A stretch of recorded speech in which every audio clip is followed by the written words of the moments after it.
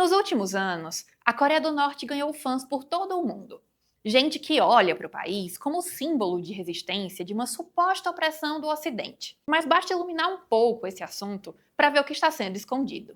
Nós estamos falando do líder mundial em trabalho forçado, um país conhecido pelos seus campos de prisioneiros políticos, pela vigilância permanente e a supressão absoluta das liberdades individuais.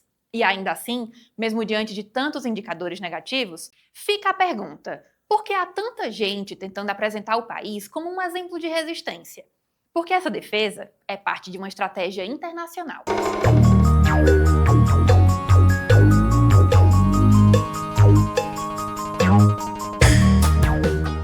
Em primeiro lugar, a Coreia do Norte é um país que vive literalmente no escuro.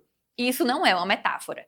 Você já deve ter visto essas imagens de satélite mostrando a diferença brutal entre as duas Coreias. O sul, iluminado pelas suas cidades e indústrias, o norte, em quase completa escuridão. Pelo menos metade da população norte-coreana não tem acesso à eletricidade. São milhões de pessoas incapazes de fazer algo tão indispensável quanto manter alimentos refrigerados. Na verdade, quem tem acesso no país a um combustível limpo para cozinhar, como um forno elétrico ou um gás natural, pode ser chamado de privilegiado.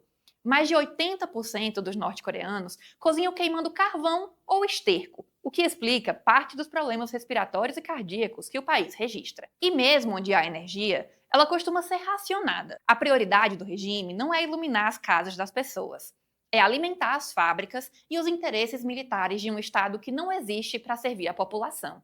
Existe para ser adorado pela população. E esse atraso energético cobra um preço bem alto nas tarefas mais básicas do dia a dia. Quando a infraestrutura de um país é frágil e a produtividade agrícola é baixa, o que acontece é previsível: escassez de alimentos. Desde os anos 90, quando a União Soviética chegou ao fim, a Coreia do Norte enfrenta ciclos intermináveis de fome. A ONU estima que mais de 10 milhões de pessoas estejam desnutridas no país, algo em torno de 41% da população. Quase uma em cada 5 crianças tem um crescimento comprometido por causa disso. É sempre bom lembrar que há menos de um século a história era bem diferente. O norte industrializado chegou a ser mais desenvolvido que o sul agrário. Hoje, a diferença é tão grande que os adolescentes sul-coreanos são, na média, 13 centímetros mais altos do que os do norte. O contraste é o mesmo na educação. A Coreia do Sul é mundialmente conhecida pela qualidade na formação dos seus estudantes.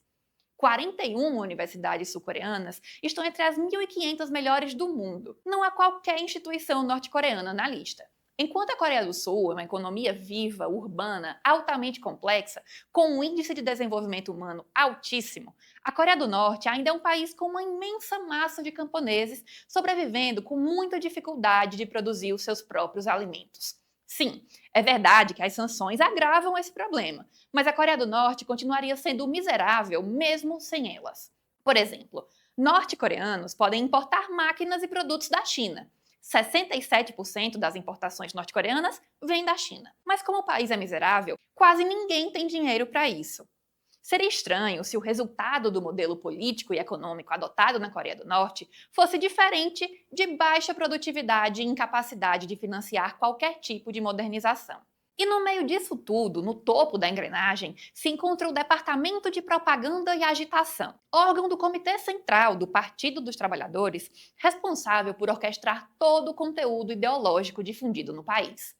Kim Yo-jong, irmã de Kim Jong-un, atua como vice-diretora do departamento desde 2014.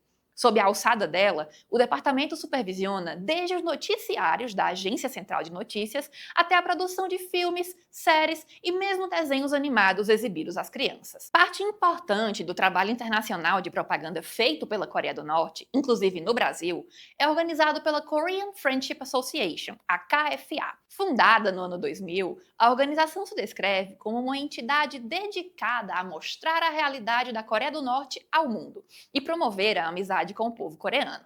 Mas na prática, todo o seu conteúdo não passa de propaganda para o regime. Sob liderança de Alejandro Caldi Benós, a KFA passou de um clube iniciado na Espanha nos anos 90 a uma rede presente em 120 países, com delegados oficiais em 34 deles.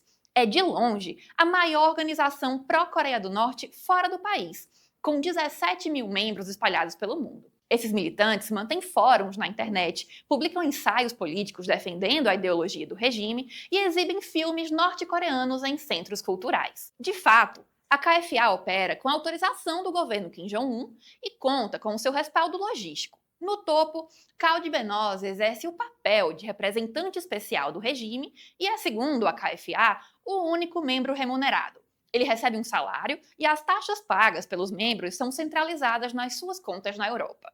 Abaixo dele, um comitê de coordenação internacional com alguns secretários organiza as diretrizes globais da KFA.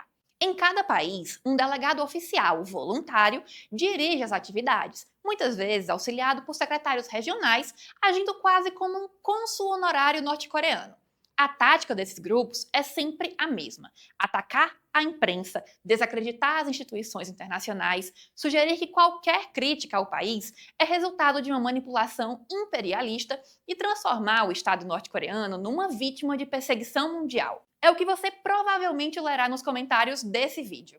Muitos dos perfis que repetem essa narrativa têm pouquíssimos seguidores, interagem de maneira coordenada e reaparecem sempre nos mesmos temas. Mas a atuação da KFA não se limita à propaganda. Há indícios consistentes de que a organização tenta operar numa zona cinzenta de ilegalidade. O documentário The Mole conta essa história. O filme investiga um cidadão dinamarquês que por uma década se infiltrou na KFA e acabou nomeado delegado escandinavo, circulando no círculo mais próximo de Alejandro Kaldi Benoz. Nessas reuniões, especialmente nas viagens para a Ásia e a África, ele foi apresentado a oficiais norte-coreanos e ouviu planos detalhados para contornar sanções internacionais, da venda de armamentos à construção de fábricas clandestinas em território africano. O material mostrado no filme desmonta a ideia de que a KFA seja apenas um clube de admiradores de um país isolado. O que o documentário revela é uma estrutura de intermediação política e comercial que funciona como um canal paralelo do regime para captar divisas, buscar parceiros e driblar o isolamento diplomático. Depois que a história veio a público, emitiram um mandado de prisão contra Kaldi Benoz, o acusando de conspirar para violar sanções da ONU. Ainda assim, a KFA continua ativa. O Brasil, embora bem distante da Coreia do Norte, não está imune à sua propaganda. Pelo contrário. Desde 2005, o nosso país conta com um núcleo ativo da Korean Friendship Association, com delegados regionais representando a associação em pelo menos 7 estados brasileiros: São Paulo, Rio de Janeiro, Rio Grande do Sul, Paraná, Minas Gerais, Bahia e Sergipe. Esses representantes articulam pequenas células locais, reunindo interessados em eventos e divulgando conteúdo em português sobre, entre aspas, Coreia Popular. Em resumo, ao contrário do que buscam esses grupos, a Coreia do Norte não precisa que o mundo a admire. Precisa que o mundo enxergue o que o seu próprio regime tenta esconder. E isso começa pela luz, justamente nos lugares onde ela ainda não chega. Esse foi mais um episódio de Fronteiras, coluna de Rodrigo da Silva, que você pode conferir no site do Estadão. Vídeos inéditos vão ao ar todos os sábados, às 9 horas da manhã, para assinantes. Você também pode ter acesso a conteúdos exclusivos assinando o jornal. Basta apontar a câmera do seu celular para o QR Code que aparece na sua tela. Até a próxima!